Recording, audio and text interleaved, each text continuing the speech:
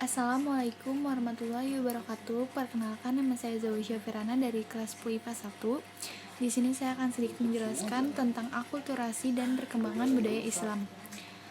Yang pertama ada pengertian akulturasi. Menurut Kamus Besar Bahasa Indonesia atau KBBI, akulturasi adalah pencampuran dua kebudayaan atau lebih yang saling bertemu dan saling mengaruhi. Perkembangan budaya Islam tidak menggantikan atau memusnahkan kebudayaan yang sudah ada di Indonesia. Karena kebudayaan yang berkembang di Nusantara sudah begitu kuat di lingkungan masyarakat, sehingga terjadi akulturasi antara kebudayaan Islam dengan kebudayaan yang sudah ada.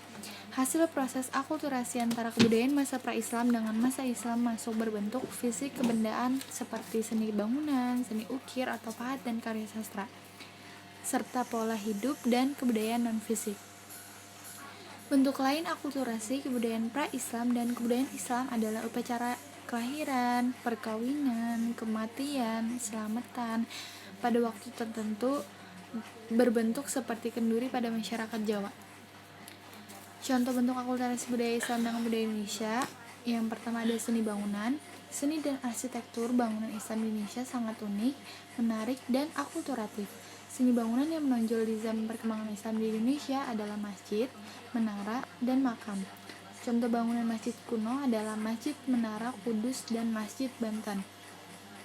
Sedangkan makam-makam zaman Islam biasanya berlokasi dekat dengan Masjid Agung, bekas kota pusat kesultanan. Contoh makam Sultan-Sultan Demak di samping Masjid Agung Demak, makam Raja-Raja Mataram Islam Kota Gede di Yogyakarta. Yang kedua ada seni ukir. Walau seni patung untuk menggambarkan makhluk hidup secara nyata tidak diperbolehkan dalam ajaran Islam, maka seni patung tidak mengalami perkembangan. Tetapi seni ukir atau seni pahat terus berkembang. Contoh ukiran di mimbar Masjid Gelgel Kelungkung, Bali dan ukiran di Masjid Mantingan, Jepara, Jawa Tengah. Yang ketiga ada aksara dan seni sastra. Perkembangan Islam di Indonesia membawa pengaruh dalam bidang aksara atau tulisan.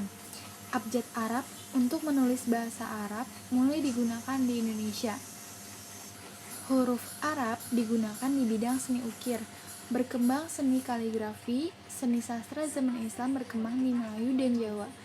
Bentuk seni sastra Islam berupa hikayat, babat, syair, dan suluk. Yang keempat ada kesenian. Di Indonesia, Islam memunculkan kesenian bernafas Islam yang bertujuan menyebarkan ajaran Islam. Kesenian berupa permainan debus, tarian Sudati dari Aceh, dan pertunjukan wayang. Yang kelima ada kalender. Menjelang tahun ketiga pemerintahan Khalifah Umar bin Khattab, kalender Islam dibenahi. Perhitungan tahun yang dipakai berdasarkan peredaran bulan Qamariyah yang disebut tahun Hijriyah. Umar menetapkan 1 Hijriah pada 14 September 622 Masehi. Sistem kalender itu berpengaruh di Indonesia. Bukti perkembangan sistem penanggalan kalender paling nyata adalah sistem kalender ciptaan Sultan Agung.